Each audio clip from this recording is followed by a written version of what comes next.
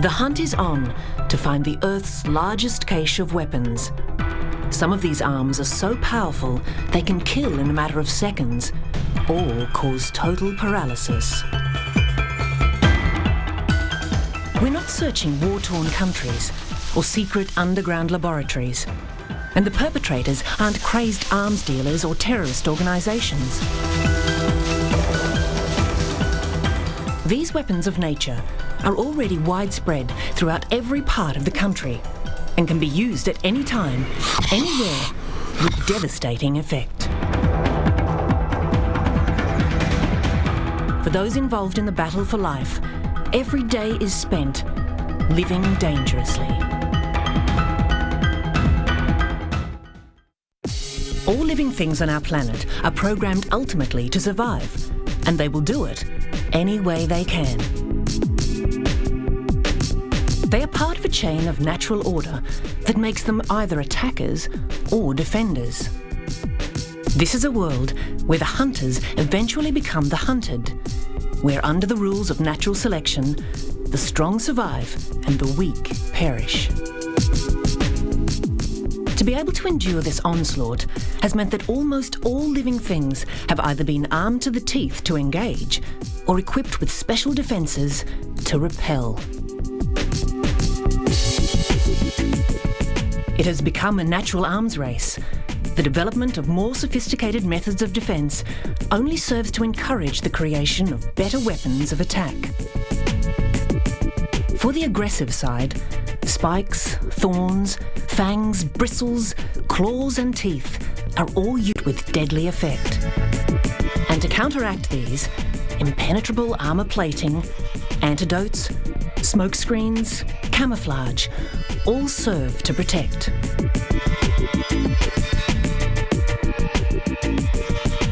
And sometimes things aren't always as they seem. Displays of armaments aren't always aggressive. They can be a way of avoiding conflict by scaring off any would-be assailant. Just the threat of imminent attack is a good line of defence.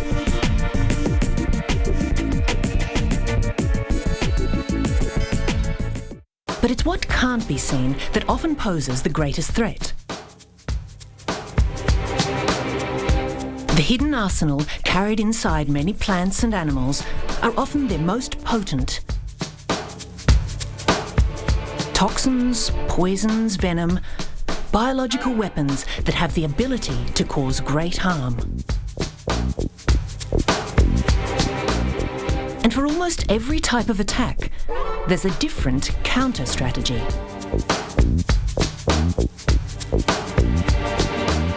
An animal may simply beat a retreat and climb the nearest tree. But the same animal caught out in the open may decide to stand and fight. A lot will depend on whether the animal believes it can win the skirmish or whether it faces a good chance of being beaten up. And there are emotional factors that come into play. A mother protecting her young takes on a much higher level of ferocity than she probably would normally. The boys fight too, and often amongst themselves. During the mating season, the hormonally charged males often compete in battles for mates or territory that can result in injury, and in some cases, even death. For the rest of the year, they live happily together, only locking horns as a way of practicing future battles.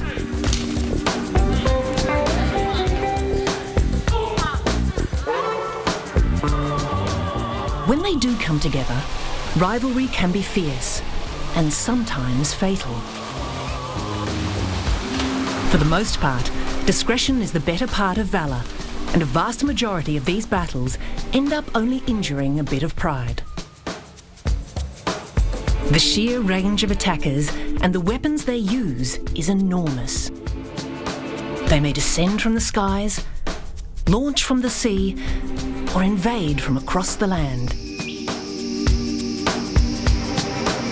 An assault could be as threatening as a fang, or as innocuous as a flower. In chemical warfare, nature has applied a frightening array of toxic cocktails and various methods to deliver them.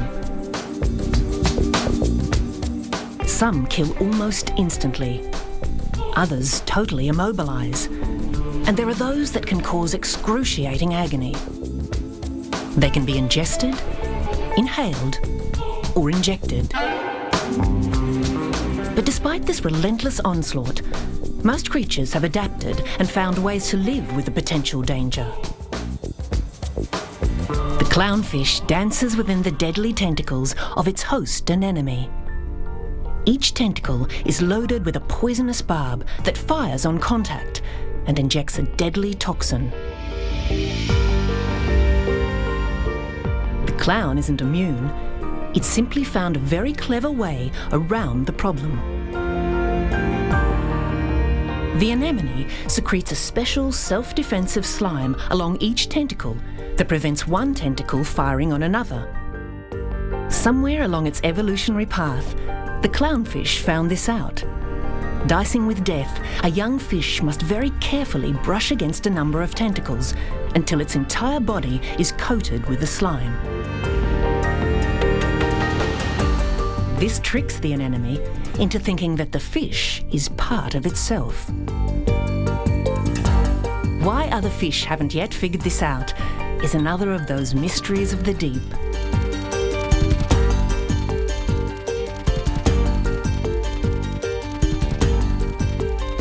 The sea is a dangerous place, and living within it are some of the most deadly creatures on Earth.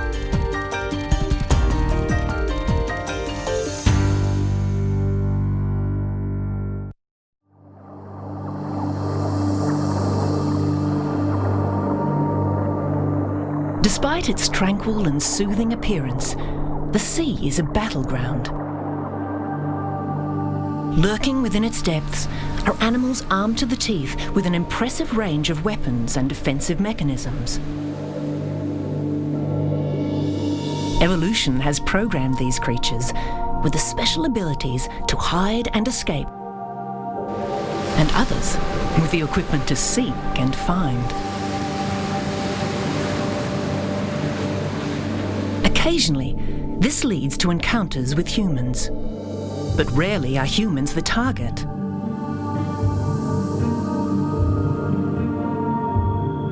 Most jellyfish use their stinging tentacles to fish for passing sea life, floating on the currents. They're not the speediest of creatures, and so without the ability to chase down their food, they must seize every opportunity that presents itself. The box jellyfish has the dubious distinction of being one of the most venomous of all marine creatures. It has the added bonus of being a relatively strong swimmer. It is able to hunt down small crustaceans and fish in the shallow waters off our beaches. But because it lives so close to the shore, it has run into trouble with humans, and its stings have been responsible for several fatalities. The bluebottle isn't deadly to humans, but to plankton and crustaceans, it's fatal. Drifting on the surface, its long tentacles continuously sift through the water.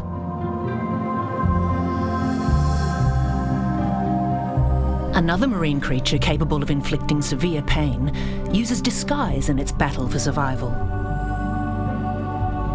Stonefish are covered from head to tail in loose, mottled skin.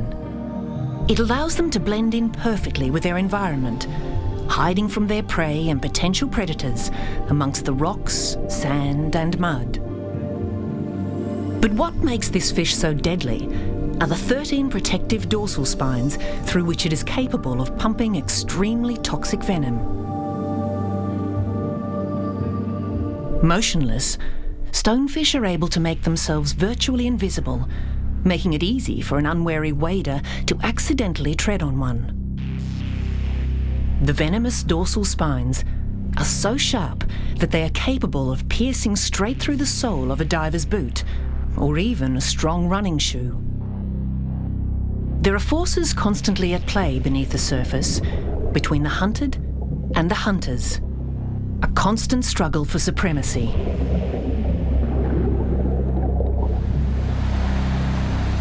For the shark, the weapon of choice is teeth, but it has been coupled with a special homing device.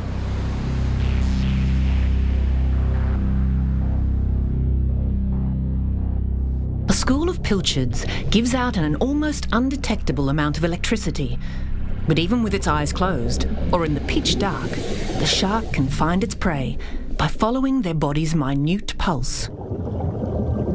The receptors it needs to do this are located in the tip of the nose, and they are so sensitive that even the weakest signal can be detected many kilometres away.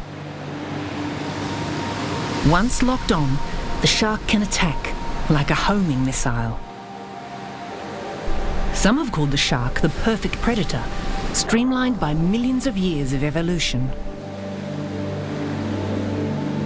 But of all the sharks, this is the best of the best. As far as sharks go, this is the top gun. It has earned its name, the White Death.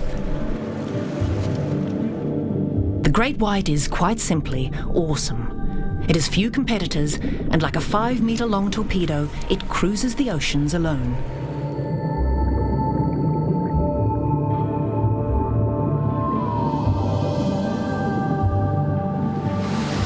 Sharks are programmed to feed on whatever becomes available, and sometimes, around recreational beaches, they encounter us.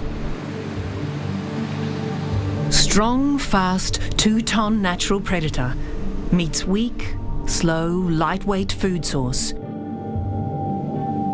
The end result is predictable.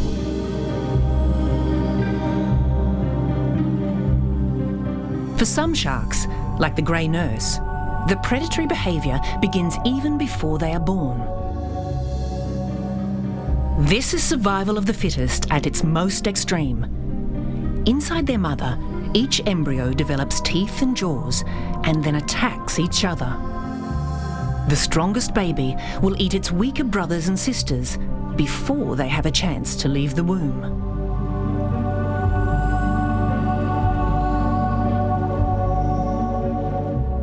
Like sharks, sea snakes are another marine creature who will use their teeth in both attack and defence behaviours.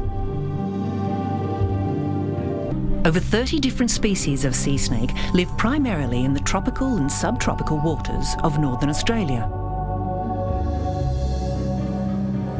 With their streamlined body shape and paddle tails, sea snakes are excellent swimmers and are superbly adapted to life in the sea. All sea snakes have venom glands and fangs for capturing and immobilising their prey. Like other members of the family, sea snakes can choose how much venom they will inject when they bite, and in many cases won't inject any at all, a so-called dry bite. This is to save their precious supplies. Sea snakes are not normally aggressive animals. They're actually quite curious creatures and will often swim close to divers. But like many creatures, if they feel threatened, they will defend themselves. It's a travel tale few other Latetnis hardwickie are likely to repeat, but just in case they do, marine experts are warning beachgoers to keep away. This particular species is particularly venomous, and if people do handle them, they can bite. Supposedly 10 times more toxic than a cobra. The largest group of sea snakes, known as hydrophids, or true sea snakes, evolved from Australian land-based snakes that returned to the marine environment around 30 million years ago. But some of their more famous relatives remained on the land to wage battle on another front.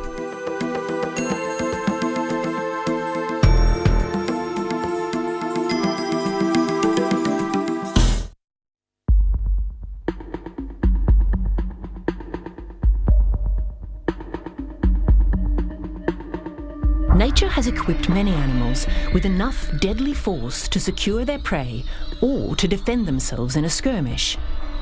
In some cases, however, the level of armaments does seem a bit like overkill.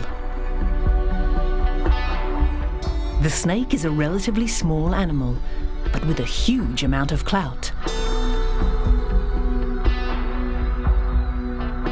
It seems odd that an animal that's main food is mice or frogs needs enough venom to kill an elephant.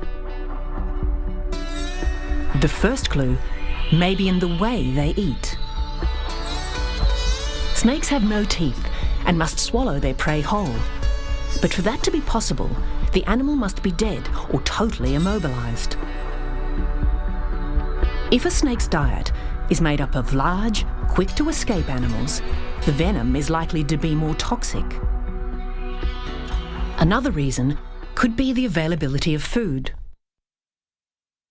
Snakes that live in desolate areas where food is often scarce are sometimes extremely potent. Here, every opportunity to secure a meal has to be taken. Snakes that only hunt large, live prey need stronger venom. And one snake that falls into that category has venom that is by far the most lethal on Earth. In the remote deserts of southwestern Queensland, the inland taipan has developed the most toxic terrestrial snake venom known. Its venom is more than double the strength of any other snake on Earth. A single bite has enough venom to kill 100 people, or more than 250,000 mice. It has limited opportunities to feed, but it only needs one well-directed strike. Trying to rank snakes by their potential danger is almost impossible because it depends on so many varying factors. Tanya Carter has been around snakes for most of her life and today spends a lot of time educating people on the dangers and misconceptions about snakes. What makes one snake more dangerous than another? Look, on most occasions what people look at is drop for drop, how many mice will that venom kill? But I think it's more to do with temperament of the animal.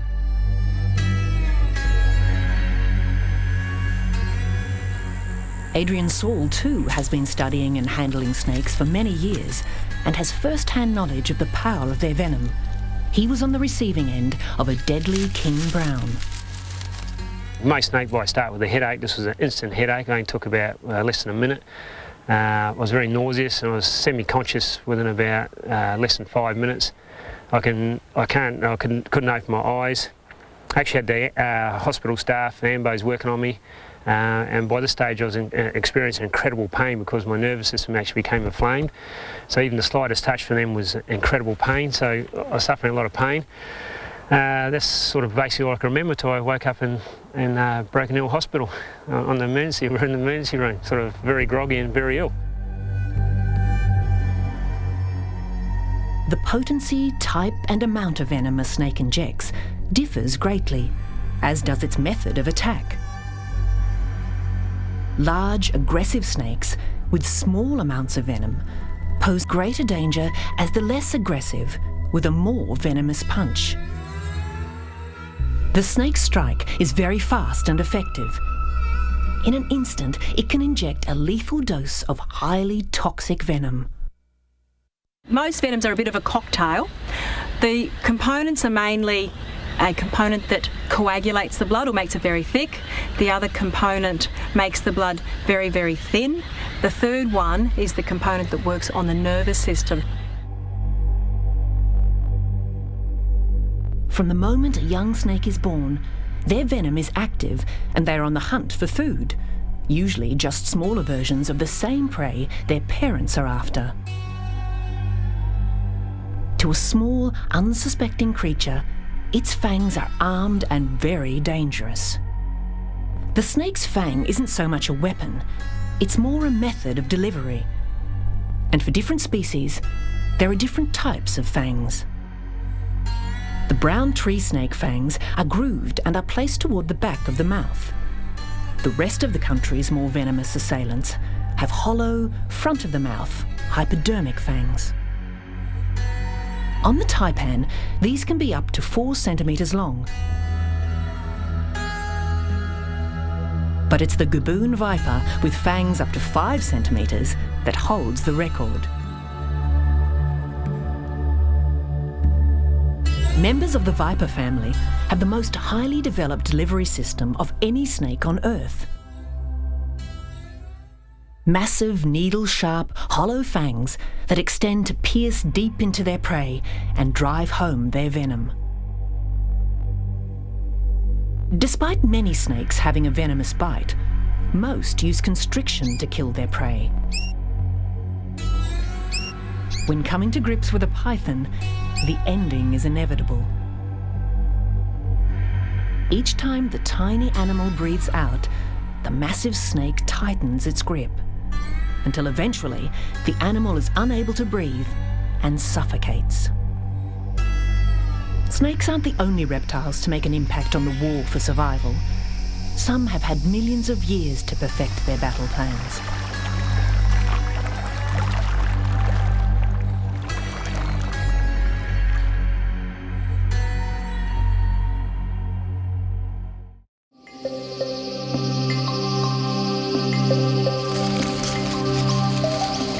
Over millions of years, the reptiles of Earth have evolved and modified their structure to become more perfect. They have honed their abilities to better suit the Earth's changing environment. One hasn't, because it didn't need to. It was perfect from the beginning. The great saltwater crocodiles of Australia are one of our planet's largest and most aggressive predators. Some report saltwater crocodiles growing to over 9 metres, a massive 2 to 3 tons of muscle and teeth. In the water, they can glide without sound. Out of it, they can rush at defenceless prey with extraordinary speed.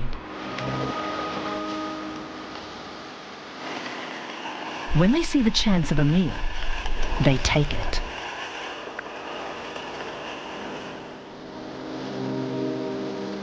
What makes this possibly the most dangerous of all Earth's creatures is that it has virtually no fear. The species may be ancient, but the great crocs are by no means primitive. Their structure is both unique and highly specialised.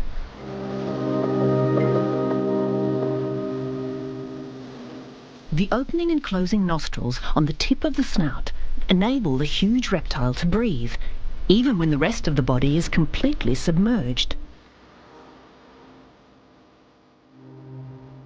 Inside the mouth, a special flap at the back of the tongue enables the crocodile to completely close off the windpipe.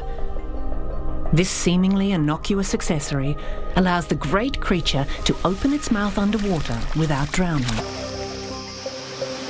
It also means that the massive saltwater crocodile can launch a surprise attack, its jaws wide open, from under the cover of the water. If given the opportunity, the jaws will slam shut with the same strength as the stopping power of the brakes of a 747 jumbo jet.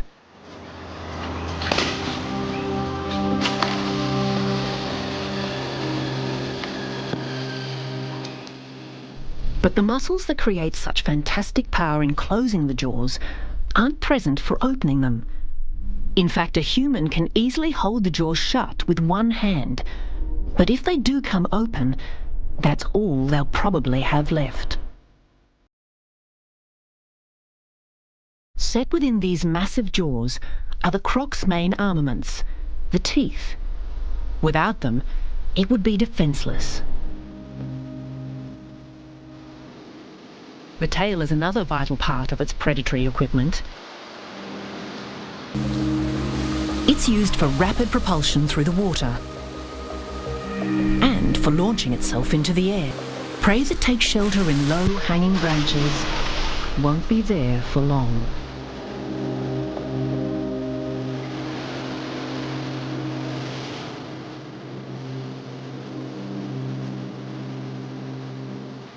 The rows of dorsal spines that run over the body and tail are remnants of prehistoric times when they served as a defense against attack.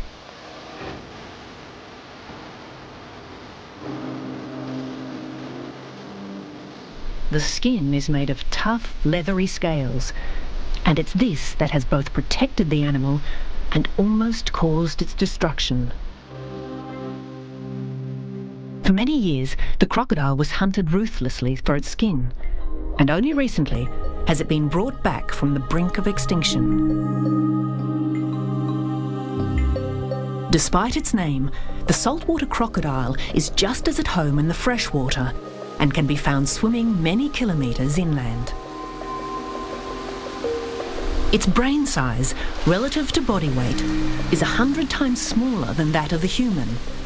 But despite that, their behavioural patterns are quite complex, particularly when it comes to finding food and self-preservation. Within the crocodilian social structure, there are many battles.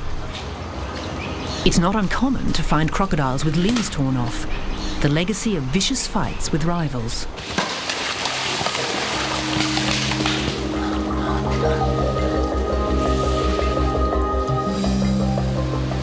Most of the animal's hunting takes place at or around the water's edge. Initially, the great predator's moves are slow and stealthy. It's almost totally submerged. It propels itself through the water, gently swaying the tail, the legs tucked back tight against the body. The attack is sudden and rapid, the huge animal launching its entire body forward, jaws open, ready to seize its victim. For the inexperienced, to venture into the territory of such an efficient predator can be extremely dangerous, sometimes fatal. Other reptiles are equipped with special attacking capabilities. Growing up to 3 metres long and weighing more than 50 kilos, the Komodo dragon is capable of killing animals as large as water buffalo.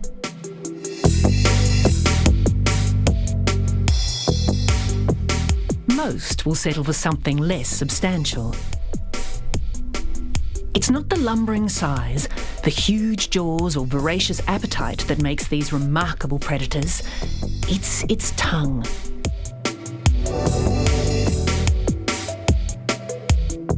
With this, the Komodo dragon can detect tiny scent molecules in the air from prey up to 10 kilometres away.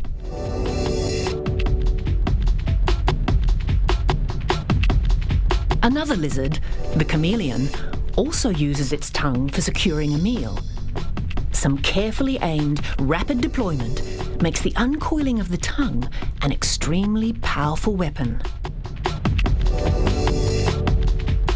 Lizards themselves face a number of powerful adversaries, and some have developed some impressive defensive armaments. Not many tangle with the spikes of the thorny devil. And not many will tangle with this lizard, but for the same reason. The Gila monster is one of only 2 lizards on Earth that is extremely poisonous. Living in the southwestern United States and northern Mexico, the Gila monster's bite is both venomous and exceptionally painful. They bite, and bite hard, and they are tenacious. In fact, getting one to release their vice-like grip is almost impossible. The strong neurotoxic poison flows through the grooved teeth into the open wound and quickly disables their prey. Although rare, the Gila monster's poisonous bite has caused a number of human fatalities. Creatures that pose the greatest threat to animals, such as humans, aren't large, ferocious predators. The animals that are our greatest adversary are some of the Earth's smallest.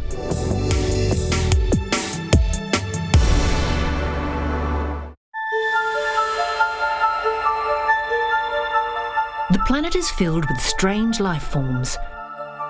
Weirdly disfigured creatures with large multiple eyes, strangely segmented bodies, and huge crushing jaws. Some have long spiked legs for tearing their victims apart. Others have sharp, scissor-like mouths for crushing their prey. They live in the world of the arthropods, the most successful of all living creatures. They are able to exist in every environment and under the most extreme conditions. Their biggest battle is against each other, and for this they must be equipped with the right armour. Bodies vary enormously in size and shape, but they all have one thing in common. They have no internal skeleton. Their skin is made of a brown fibrous substance called chitin, and hardened, it forms a very strong protective outer layer. With their bodies supported by this remarkable area, the arthropods have been able to adapt to almost every challenge posed to them by nature. But for some of the more ravenous arthropods, the mouth is virtually a weapon of mass destruction.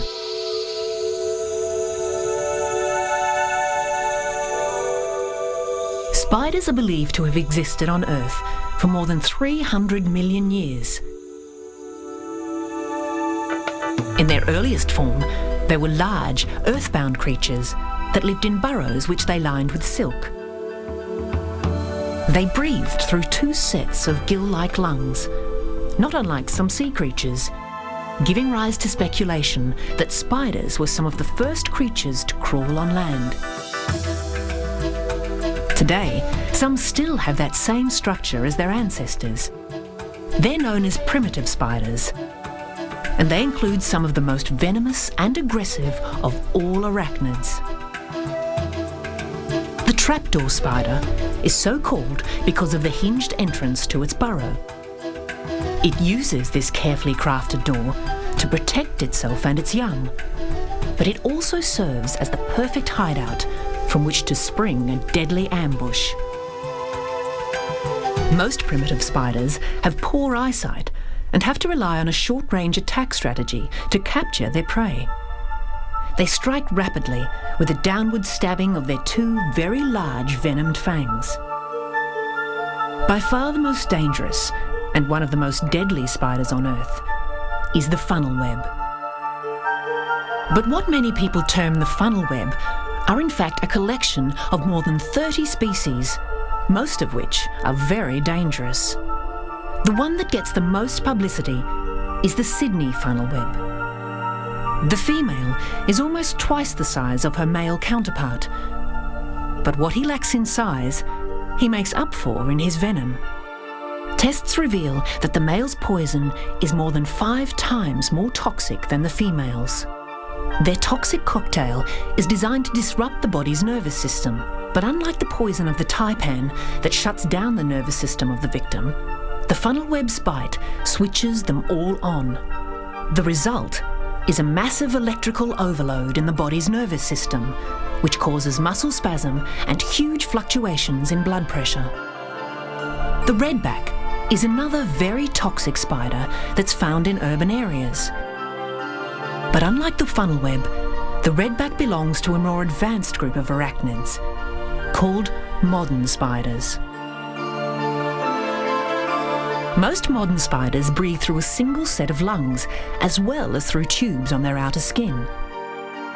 This gives them a better supply of oxygen and enables them to chase their prey across the ground and even up into the trees. But within the arthropod world, probably none are more adept at catching prey than the praying mantis. With its arms clasped in mocking prayer, it piously waits for its next victim. The huge-eyed mantis are strictly carnivorous, but rarely travel any great distances to hunt. They prefer to spring an ambush on their quarry. They can wait, perfectly still, for several hours before a meal comes within reach.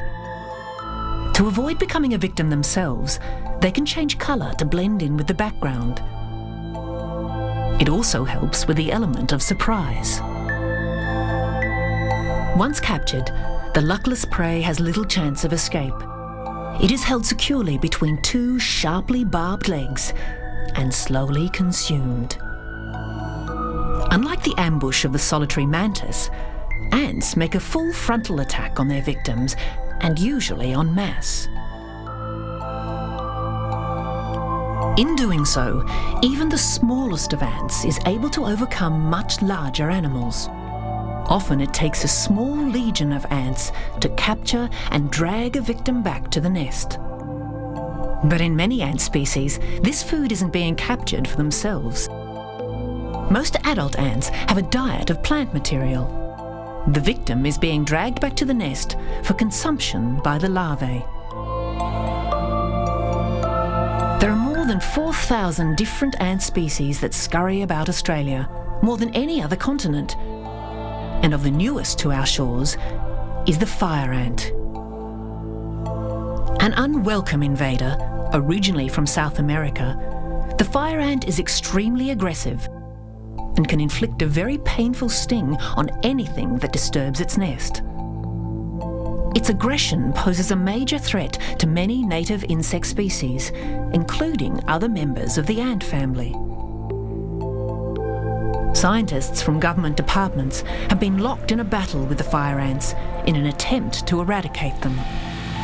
But it won't be easy, because all ants are very good at protecting the fortress of their colony. But the ants themselves face a clever and well-equipped enemy. A cunning killer, the ant lion, is equipped to survive long enough for an amazing transformation to take place. In adulthood, it will develop into a lacewing butterfly. But unlike the beautiful flying creature it will become, the ant lion creates deep, conical sand traps for passing insects to fall into. At the bottom waits a young but clever assassin, equipped with huge jaws for crushing its victims. In the scheme of things, the life of the individual arthropod isn't particularly important. It's the survival of the species that takes precedence. In order to survive, the arthropods have one overwhelming advantage over just about all other living creatures on Earth: their massive numbers. Mammals don't survive through safety in numbers. They have other ways of doing battle, and many use cunning and stealth in their efforts to gain the upper hand in nature's war zone.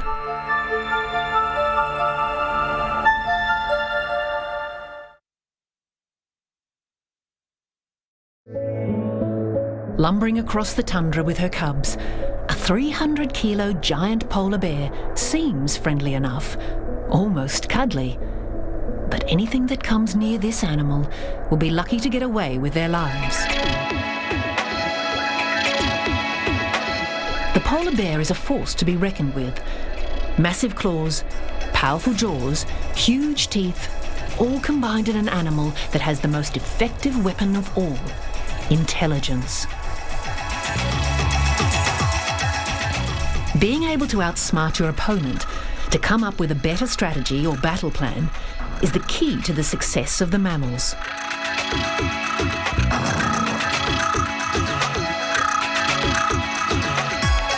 And they use it to good effect. A tiger doesn't wait for a meal or come across it by chance. It carefully plans and executes an attack strategy, one that invariably uses one of the skills of most of the big cats: stealth. Cats combine their strike power of claws and teeth with the cunning to be able to stalk their prey and then launch themselves toward their prey.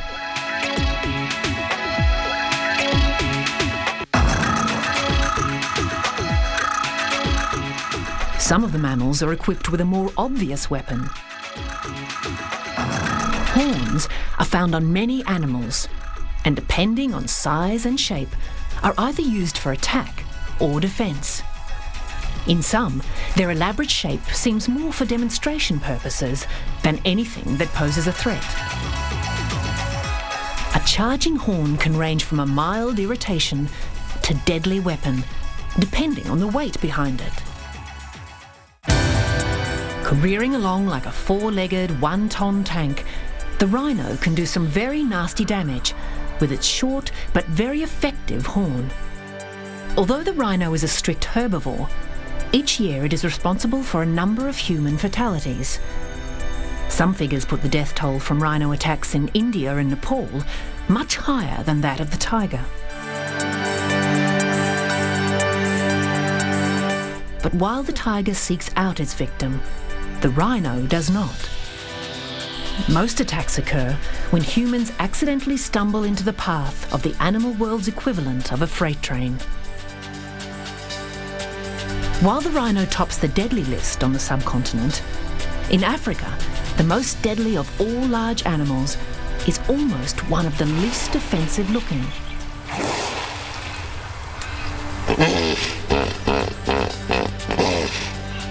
Hippos are a sizable adversary, weighing in at an impressive 3 tons. The hippo is extremely territorial and will vigorously defend its range with its huge battering ram head. Its sheer bulk and an impressive set of canine teeth add to the attack capabilities. And every year, tourists and locals alike fall victim to this massive mammal. Mammals that carry venom are extremely rare, and only a few have ever been recorded around the world. The cute little Australian platypus is one that makes that exclusive list.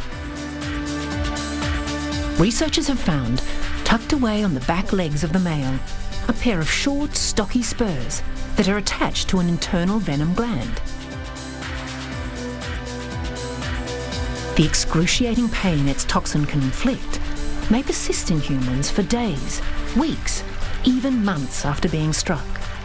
Scientists seem a bit confused as to why the placid little platypus would have such a powerful weapon at its disposal. But it seems that it's not used to hunt prey, but purely as a deterrent to other platypuses that want to encroach on its territory. In the animal kingdom, the battle for survival is continuous. For every creature with a seemingly perfect weapon or heightened sense, there is another creature equipped with the ability to escape or defend these attacks. As occasional spectators to these encounters, we marvel at the sheer brilliance, are amazed by the strategy, and even barrack for the lesser opponent. But the relationship between predator and prey goes beyond the spectacle of frontline assault. It is in fact vital to maintaining a balance in nature and ultimately the existence of life itself. On the bigger stage of world order, this is one battle that must wage on.